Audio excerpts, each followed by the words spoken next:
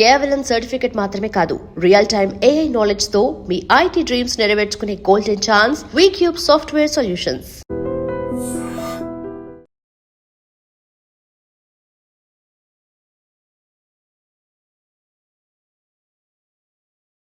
చాలా కేసులు చెప్పాను, అలాంటి కేసులు చాలా చేశాను.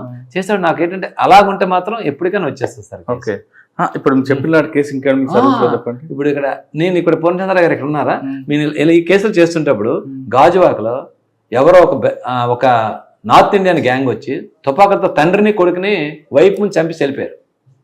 బంగారం రోబే తలార్వానిపాలెం అని ఉంది ఇక్కడ, గాజువాక పోలీస్ స్టేషన్ లిమిట్స్లో తలార్వానిపాలెం అని ఉంటుంది. ఇప్పుడు దువ్వాడ పోలీస్ స్టేషన్ అయింది. అక్కడ ఫాదర్ని కొడుకుని ఇన్ ఫ్రంట్ ఆఫ్ వైఫ్ని ముందు చంపేసి గోల్డ్ పట్టుకొని పారిపోయారు. ఆ కేసు అక్కడ వచ్చిన తర్వాత భార్యని కూడా చంపారు. భార్యని చంపలే, ఇంట్లోకి వెళ్ళారు, వెపన్లు చూపించారు. కమాన్ ఆడు హిందీలో మాట్లాడుతూ దేవో అని చెప్పేసి వచ్చిరాని తెలుగులో మాట్లాడి వాళ్ళ దగ్గర ఉన్నవన్నీ లాక్కున్నారు. లాక్కున్న తర్వాత వీళ్ళు కొద్దిగా ఈ చనిపోయిన ఫాదరు కొడుకు ఇంకో కొడుకు కూడా ఉన్నాడు. ఈ కొడుకును ఈ ఇద్దరు కొడుకులు రివోల్ట్ అయ్యారు. వాళ్ళు రివోల్ట్ అయినప్పటికీ ఫెస్టివల్ తోటి కొట్టిస్తాడు. తండ్రి కొడుకు స్పాట్ డెడ్ ఇంట్లో పట్టుకెళ్ళిపోయారు. ఆ కేసు ఉండేటప్పుడు నువ్వు ఎక్కడ ఉండవద్దు, నువ్వు గాజువాక్ జాయిన్ అవ్వ అర్జెంట్. కానీ అప్పుడు గాజువాక్ నాకు పోస్టింగ్ ఇచ్చారు సిఐగా. అక్కడికి వెళ్ళి చెప్తే మీరు నమ్మరు sir, after 1 year that gang cot.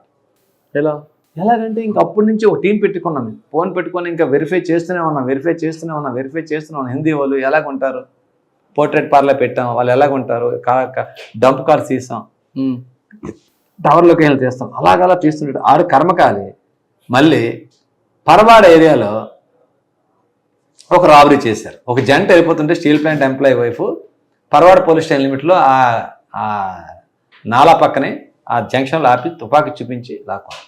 ఇక్కడ చెప్పిన సిమిలారిటీస్ వాళ్ళు చెప్పిన సిమిలారిటీస్ కలిసేసి అమ్మ ఇది ఈ గ్యాంగ్ దానికి కనెక్షన్ వస్తుందని చెప్పి ఆ యాంగిల్లో లాగిన తర్వాత ఒకప్పుడు మాకు ఆ బైక్ అయ్యింది. అదొకటి మాకు అక్కడ ఒకటి అయింది. ఈ తగరపల్లిలో ఏం చేశారు, ఒక టీచరు ఎన్ఆర్ఐ కాలేజ్ టీచరు అక్కడికి వెళ్తుంటప్పుడు ఆవిడ దగ్గర బైక్ లాగేసుకున్నారు. తుపాకీ చూపించి బైక్ లాగేసుకున్నారు. ఆ బైక్ లాగేసుకుంటప్పటికి అక్కడైన బైక్ అక్కడ రాబరీ చేశారే పర్వాల, ఆ బైక్ ఇక్కడ పోయిన బైక్ మ్యాచ్ అయ్యింది. ఇప్పుడు ఈ బైకులు ఎక్కడున్నాయని చెప్పేసి అలా వెతుకుతుంటే మన రైల్వే స్టేషన్ పార్కింగ్లో ఈ బైక్ ఉంది, 2-wheeler స్కూటీ. మనం ఈ స్కూటీ ఉంది, ఈ స్కూటీ మీద అఫెండ్ చేస్తున్నారు. వాళ్ళు హిందీ వాళ్ళే, వీళ్ళు హిందీ వాళ్ళే, మనకు అక్కడ డబల్ మర్డర్ చేసింది కూడా హిందీ వాళ్ళని మాకు బాగా వచ్చేసి మేము అక్కడ రైల్వే స్టేషన్ జంక్షన్ దగ్గర మా టీంని ఏం చేసాం, టీములు పెట్టి 2 రోజులు వాచ్ చేసాం. ఒకరోజు సాయంత్రం బండి పట్టుకున్నారు, వచ్చి బండి కోసం వచ్చారు, చుట్టుముట్టాం, ఫైర్ ఓపెన్ చేశాడు. మా సిటీలో వైజాగ్ రైల్వే స్టేషన్లో దట్ ఫెలోస్ ఓపెన్ ఫైర్. ఇంకా వెంటనే సెట్ అలర్ట్ చేస్తే వెంటనే వదలలేదు, ఒకరిని పట్టించుకున్నాం. తర్వాత చేసి తర్వాత వాళ్ళు పట్టుకున్నాం. ఆఫ్టర్ 1 year ఆ గ్యాంగ్ని పట్టుకున్నాం. ఎందుకండి వీళ్ళు చంపారు? బంగారం కోసం సార్. ఎలా తెలిసింది వీళ్ళింట్లో బంగారం ఎంత ఉందని? ఎమ్మో ఏం లేదు, తాగేసి వెళ్ళిపోవడం, ఎక్కడ దొరుకుతాలని రాబరీ చేయడం. దగ్గర 10-12 రాబరీ కేసులు డిటెక్ట్ అయ్యాడు. ఎక్కడ వాళ్ళంతా యూపీ. అందులోకి సిఏఎస్ఎఫ్ కానిస్టేబుల్ నీరజ్ కుమార్ అని చెప్పేసి అందులో గ్యాంగ్ మాస్టర్. అక్కడి నుంచి కుర్రాన్ని తీసుకురావడం, ఇక్కడ అఫెన్సీలు చేయించడం. యూపీ నుంచి యూపీ వాడు ఇక్కడ మన పోర్ట్లో సిఎస్ఎఫ్లో పనిచేసేవాడు సార్.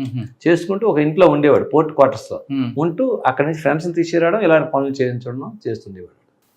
అది ఒక గ్యాంగ్. అదే మంచి ఆఫ్టర్ 1 year దొరికింది. గాజువాక తరగతికి వచ్చారు. నేను గాజువాక తర్వాత ఎంఈపీ పోలీస్ స్టేషన్కి వచ్చాను సార్. అక్కడ కొన్ని రోజులు చేశాను. తర్వాత 3 town సార్. ఎంఈపీలో కొద్ది రోజులు చేశాను సార్. 3 town ఇచ్చారు సార్. అప్పటికి శివధర్ రెడ్డి గారు కమిషనర్, పూర్ణచంద్ర గారు వెళ్ళిపోయారు, శివధర్ రెడ్డి గారు వచ్చారు. 3 townలో నేను ఉండేటప్పుడే హుదూద్ వచ్చింది సార్. బాగా అటాక్ ఎక్కడ ఇచ్చిందంటే, నేను డైరెక్ట్గా హుదూద్లో రోడ్డు మీద ఉండి ఫస్ట్ ఒక స్ట్రోక్ వచ్చింది మనకి. తర్వాత సాయంత్రం మళ్ళీ వచ్చింది. ఆ మధ్యలో బాగా బీచ్లో వెళ్ళిపోండి, మాట వినండి, మళ్ళీ వస్తుంది.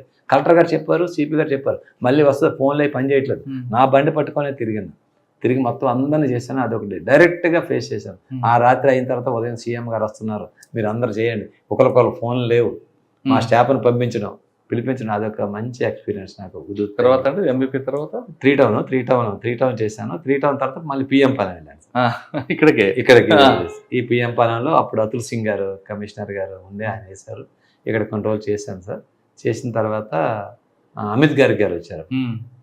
సిపి గారు. సార్ కూడా అప్పుడు ఐఎఫ్ఆర్ అయింది, అదేంది సార్ నేను ఎక్కువ రోజులు చేశాను, నాకు ఇంకా వెళ్ళిపోతానని చెప్పి అడిగి మరీ ఇక్కడి నుంచి ఎక్కడికి వెళ్ళారు? నేను అక్కడి నుంచి వెళ్ళిపోయి సిఐడికి వెళ్ళిపోయాను సార్. ఎంతకాలం సిఐడి అండి? సార్ సిఐడిలో ఒక 2 years చేశాను సార్. అంటే వైజాగ్ సిఐడి. వైజాగ్ సిఐడి. అచ్చా. తర్వాత అండి? తర్వాత సిఐడి వెళ్ళిపోయిన తర్వాత మళ్ళీ ఇంటెలిజెన్స్కి వెళ్ళాను సార్. ఇంటెలిజెన్స్కి వెళ్ళిన తర్వాత ప్రమోషన్ వచ్చింది. ముందు ఇంటెలిజెన్స్కి వెళ్ళాను, తర్వాత సిఐడికి వచ్చి సిఐడిలో ప్రమోషన్ వచ్చి మళ్ళీ డిఎస్పీగా కూడా ఇంటెలిజెన్స్లో చేశారు. ఓకే. ఇక్కడ చేసి ఇంటెలిజెన్స్లో ఉంటుండగా మళ్ళీ ఇక్కడికి law and order transfer. PM Palem అంటే ముందు అనకాపల్లి చేశాను ఒక 6 months. మొన్న ఎలక్షన్ అయిన తర్వాత ఇక్కడికి వచ్చాను. Okay sir. సిఐడిలో ఏమైనా మంచి కేసులు ఉన్నాయండి? సిఐడిలో కేసులు ఉన్నాయి కానీ ఇంకా అది ఫైనల్ చేయలేదు సార్. అంతా అందులో వింగ్స్ ఉంటాయి మాకు. మీదే వింగ్ అండి? ఫైనాన్షియల్ ఫ్రాడ్ వింగ్ ఉంది. ఓకే. అది కొంచెం ఏంటంటే ఎకనామిక్ అఫేర్స్ అని, అది లెంతీ ఇన్వెస్టిగేషన్, ప్రాపర్టీ సీజ్ చేయడం, చాలా కేసులు నాకు చేశాను, ఎక్కువ కేసులు చేశాను. కానీ ఇండివిజువల్గా ఫైనలైజ్ చేసి నేనంటూ చేసింది ఏం లేదు. ఆ ప్రాసెస్ అయితే ముందు తీసుకెళ్ళి. అనకాపల్లిలో ఏమైనా గుర్తుందా ఏమన్నా? అనకాపల్లిలోనంతా ఎలక్షన్ ప్రాసెస్ సార్. అనకాపల్లిలో చాలా గట్టిగా చేశాను ఎలక్షన్ విఐపి మూమెంట్లో, ఇదే అదే అన్ని. అక్కడ మొన్న మాత్రం చిన్న ఇన్సిడెంట్ ఏంటంటే, అక్కడ ఎక్స్ డిప్యూటీ సీఎం గారు బూడిముత్యాల నాయుడు గారు అదే గ్రామంలో మన ఎంపీ గారు సీఎం రమేష్ గారు వెళ్తేప్పుడు చిన్న రప్చర్ అయింది. అక్కడ దగ్గరుండి అది ఇష్యూ అవ్వకుండా మేము వాళ్ళని చాలా ఈ గ్రూపు ఆ group law and order problem రావాల్సిన ఇష్యూని గట్టిగానే ఆ రోజు మేము తక్కువ మంది ఉన్నా మేము మేనేజ్ చేసి ఇష్యూ అవ్వకుండా. అనకాపల్లి తర్వాత ఇక్కడికి వచ్చారు. అనకాపల్లి తర్వాత ఇక్కడ ఏముందండి, పాత పిఎం పాలెం ఉందా, మారిందా సార్? ఇప్పుడు పాత పిఎం పాలెం ఇదేని కాదు కానీ ఇప్పుడు ప్రెజెంట్ అయితే మాత్రం ప్రభుత్వం కానీ మన ఆఫీసర్లు కానీ చాలా స్ట్రిక్ట్గా ఇన్స్ట్రక్షన్స్ ఉన్నాయి సార్. అలాగుంటే మాకు హ్యాపీ సార్. ఎవరికి భయపడవలసిన పని లేదు, ఎవరికి చేయక్కర్లేదు. మీరు ముందు అడిగారే ప్రజలు ఏం చేయాలి ఒక్కటే సార్. పోలీస్ పరంగా నేను ఏమనుకున్నానంటే, నాకు తెలిసిన నాలెడ్జ్ వరకు మా పోలీసు మా దగ్గరికి స్టేషన్ దగ్గరికి మాకు న్యాయం కావాలని వచ్చిన వాడికి ధర్మంగా మనస్ఫూర్తిగా మనం చేస్తే ఏ టెంపుల్కి వెళ్ళక్కర్లేదు సార్. మనకి మన ఫ్యామిలీకి మంచి జరుగుతుంది. నేను ఎప్పుడు మా సిబ్బందికి నా కింద ఉండే వాళ్ళకి అదే చెప్తాను, నేను అదే ఫాలో అవుతాను. తప్ప మన దగ్గరికి వచ్చే వాళ్ళకి మనకు తెలిసిపోతుంది సార్. ఇప్పుడు ఇద్దరు వస్తారు, ఈ భూమి నాదని ఒకటి అంటాడు, ఈ భూమి నాది అంటారు. ఇద్దరిది కాదు కదా సార్. అందులో ఒకటి ఫ్రాడ్ ఉంటుంది, ఒకటి జెన్యున్ ఉంటుంది. ఫ్రాడ్ ఏదో జెన్యున్ ఏదో మనం ఎస్టాబ్లిష్ చేయాలి సార్. కానీ ఎక్కువగా ఇక్కడ సివిల్ డిస్ప్యూట్స్ ఎక్కువ ఉంటాయి కదా? సివిల్ డిస్ప్యూట్స్ ఉంటాయి సార్, అవన్నీ కామన్ జరుగుతుంటాయి. ఇక్కడ ఎలాగంటే సార్, సివిల్ డిస్ప్యూట్స్ మీరు ఉంటారు, మీరు ఏదో ఒక 15 సంవత్సరాలు 20 సంవత్సరాల ముందు ఒక ల్యాండ్ కొనుక్కొని అమెరికాలోనో ఎక్కడో లండన్లోనో ఉంటారు. మీరు మీ ల్యాండ్ ఉన్నది అనుకుంటారు, మీరు అన్నీ బాగానే ఉంటాయి. ఒక 1 fine day ఎవడో వస్తారు, ఇక్కడ బ్రోకర్స్ ఎవరు తయారవుతారు, వాళ్ళ పిల్లల దగ్గరికి వెళ్తారు. పిల్లల దగ్గరికి వెళ్ళి ఏం చేస్తాడు, బాబు మీ రెవెన్యూ రికార్డులు చూస్తారు. ఏముంటుంది సార్, ఈ పోలీస్ స్టేషన్ బిల్డింగ్ కూడా రెవెన్యూ రికార్డులో ఎవరిదో ఇక్కడ లోకల్ వాళ్ళ పేరే ఉంటుంది. కానీ ఆల్రెడీ మారిపోతుంది కదా. పిల్లల దగ్గరికి వెళ్ళి ఒక డాక్యుమెంట్ రాయి, నువ్వు అంటే తండ్రి కొనుక్కొని అమెరికాలో ఉన్నాడు, తండ్రి అమ్మినాడు, కొడుకు దగ్గర కొనుక్కొని వచ్చి ల్యాండ్లోకి వెళ్ళిపోతాడు. అదే సార్, నేను రెవెన్యూ వాళ్ళు ఏమంటారు సార్, ఎంఆర్ఓ గారి దగ్గరికి ఈ ల్యాండ్ ఎవరి పేరు మీద ఉంది, మురళీ గారు కొనుక్కున్నాను నేను, మీరు ల్యాండ్ ఎవరి పేరు మీద ఉందా కాదని మీరు అడిగారంటే, మాది అప్పలరాజు గారి పేరు మీద ఉందని మీకు తెలుస్తుంది. ముందు అడిగే మీరు లెటర్ పెడతాం, as as per our revenue record this land ఏమని వాళ్ళు ఇస్తారు. సార్ మీరు రెవెన్యూ వాళ్ళు వెరిఫై చేసుకున్నాం సార్, అన్ని కరెక్ట్ చేసుకుని ఇక అసలైన వారసుల దగ్గర కొన్నా. కొన్ని అమ్మినోడు తెలుసు, మా నాన్న అమ్మేసాడు, నాకు అమ్మేసిన తర్వాత డబ్బులు వస్తుంది కదా, 2-3 లక్షలు ఇస్తారు, ఇచ్చేసి ఒక సంతకం పెట్టమంటారు అంతే అనేసి దాంట్లోకి వెళ్ళి ఫైట్ చేయడానికి వెళ్తారు.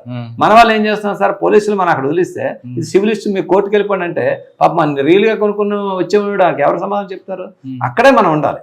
సివిల్ ఇష్యూ కాదు బాబు, ఇద్దరు ఒక ల్యాండ్ పెడుతున్నారంటే ఒక ఫ్రాడ్ ఒకటి చేశాడు, ఆ ఫ్రాడ్ ఎవరు చేశాడంటే మనం వెనక్కి వెళ్తే వచ్చేస్తుంది సార్.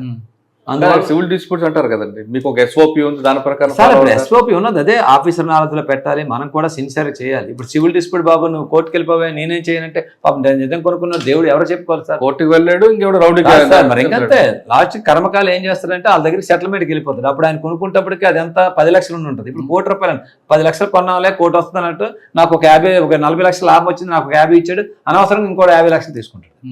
మీకు అర్థమైంది కదా సార్?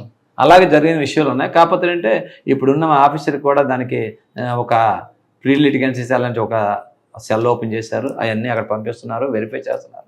యాజ్ పర్ లా ఏమన్నా మిస్టేక్ ఉంటే దాని ప్రకారం చేపిస్తున్నారు.